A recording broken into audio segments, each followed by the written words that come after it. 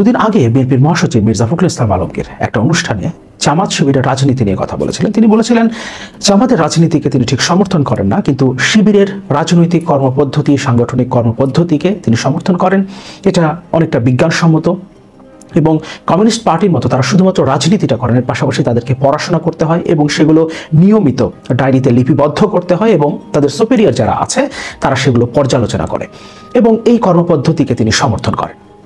স্বাভাবিকভাবেই বিএনপি মহাসচিব মির্জা ফখরুল ইসলাম আলমগীরের এই বক্তব্যের প্রতিক্রিয়া জানিয়েছে সরকারি দলের সাধারণ সম্পাদক একটা মন্তব্য করেছেন। সেই মন্তব্যটা দেখব এবং এর মধ্য দিয়ে আওয়ামী লীগের সাধারণ সম্পাদক চেতনার ব্যবসা শুরু করেছেন নতুন করে এবং জামাত শিবির নিয়ে তারা বরাবর তাদের যে অবস্থানের কথা বলে থাকেন সেই কথাগুলো বলেছেন। কিন্তু একটা সময় আওয়ামী লীগের সভানেত্রী নিজেকে জামাতের নেত্রী বলে পরিচয় দিয়েছিলেন। একটা সাক্ষাৎকারে নিজে বলেছিলেন আমি জামায়াতের নেত্রী। সেই বিষয়গুলো আজকের ভিডিওতে দেখার চেষ্টা করব। ওবায়দুল কাদেরের বক্তব্যটা একটু দেখে নেই। জামায়াত সম্পর্কে ফখরুলের বক্তব্য অযৌক্তিক ও দ্বিচারিতাপূর্ণ। ওবায়দুল কাদের বলছেন, আওয়ামী লীগ সাধারণ সম্পাদক এবং সড়ক পরিবহন ও সেতু মন্ত্রী ওবায়দুল কাদের বলেছেন বিএনপি স্বাধীনতা বিরোধী অপশক্তিকে নিজেদের রাজনৈতিক হাতিয়ার হিসেবে ব্যবহার করে আসছে। উগ্র সাম্প্রদায়িক গোষ্ঠী স্বাধীনতা বিরোধী জামাত সম্পর্কে বিএনপি মহাসচিব মির্জা ফখরুল ইসলাম আলমগীরের বক্তব্য অযৌক্তিক ও দ্বিচারিতাপূর্ণ। এই জায়গাটা আমরা মনে রাখবো। তিনি বলছেন বিএনপি স্বাধীনতা বিরোধী অপশক্তিকে নিজেদের রাজনৈতিক হাতিয়ার হিসেবে ব্যবহার করে আসছে।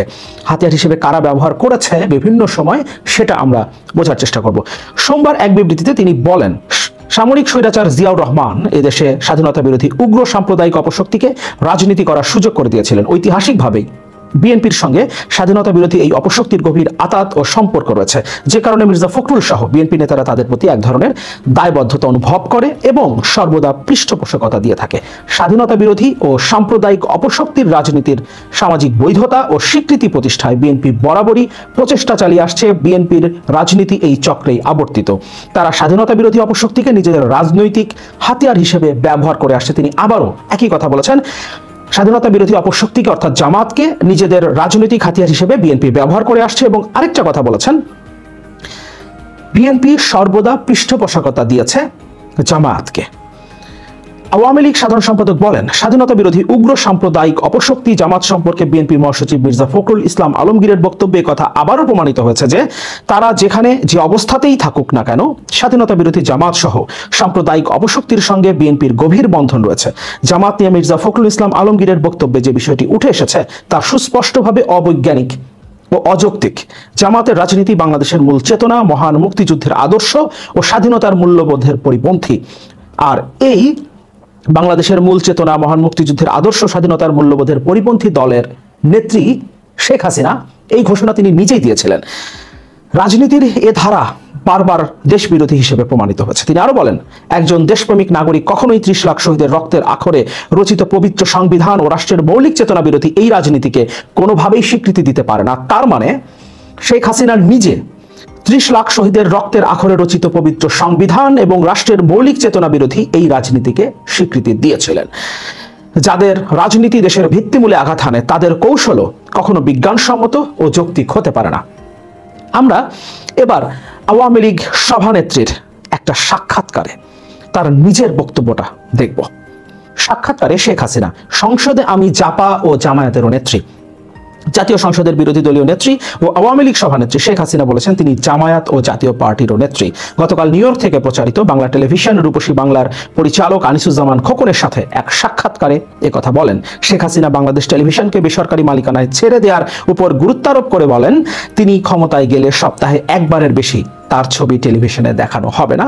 এর বাস্তবতা কতটুকু এখন আছে সেটা আমরা জানি এবং এখন অন্তত 96 থেকে 2001 সাল পর্যন্ত তিনি ক্ষমতায় ছিলেন। এরপর 2009 সালে তিনি আবার ক্ষমতা এসেছেন এবং 14 সালের পর থেকে টানা 3 বার তিনি আবার ক্ষমতা দখল করেছেন। অথচ তিনি কিন্তু বাংলাদেশ টেলিভিশনকে বেসরকারি খাতে দেননি। এবার আমরা কিছু ছবি দেখব। আওয়ামী লীগের চেতনা ব্যবসার স্থির চিত্র প্রদর্শনী। একটা ছবির ক্যাপশন আওয়ামী লীগের প্রবীণ নেতা মহিউদ্দিন আহমেদের সাথে জামায়াতের সাবেক আমির অধ্যাপক গোলাম আজম 11 ফেব্রুয়ারি 1992 সালে তোলা ছবি। এরপর 1995 সালের 7 জুনের সংবাদ সম্মেলনে বক্তব্য রাখেন মাওলানা মতিউর রহমান নিজামী, মওদুদ আহমেদ, সাজেদা চৌধুরী ও শেখ হাসিনা। এর পরের ছবি, আওয়ামী লীগের নেতা জনাব নুরুল ইসলাম মনি জামায়াতের আমির অধ্যাপক গোলাম আজমের সাথে কর্মবর্ধন করছেন। পাশে জামাতের সহকারী সেক্রেটারি জেনারেল আব্দুল কাদের মোল্লাকে দেখা যাচ্ছে। 1993 সালের ছবি। 2008 ঢাকাস্থ সৌদি রাষ্ট্রদূতের বাসভবনে মাওলানা মতিউর রহমান নিজামীর সাথে কর্মবর্ধন করছেন আওয়ামী লীগের তৎকালীন ভারপ্রাপ্ত সভাপতি জিল্লুর রহমান। 2007 সালের ছবি।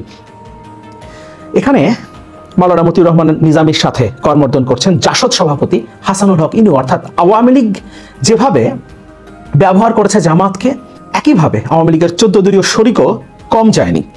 আরেকটা ছবিতে দেখা যাচ্ছে জামাতের সেক্রেটারি জেনারেল মাওলানা মতিউর রহমান নিজামীর সাথে 5 দলের নেতা রাশেদ খান মেননের এক অন্তরঙ্গ মুহূর্ত। এটা 18/3/1991 সালের ছবি। এভাবেই আওয়ামী লীগ জামাতকে ব্যবহার করেছে। এখন তারা স্বাধীনতা বিরোধী অপশক্তি, যেহেতু তারা এখন আওয়ামী লীগের সাথে নেই এই কারণে। তার মানে বরাবরই আওয়ামী লীগ চেতনা ব্যবসা করেছে।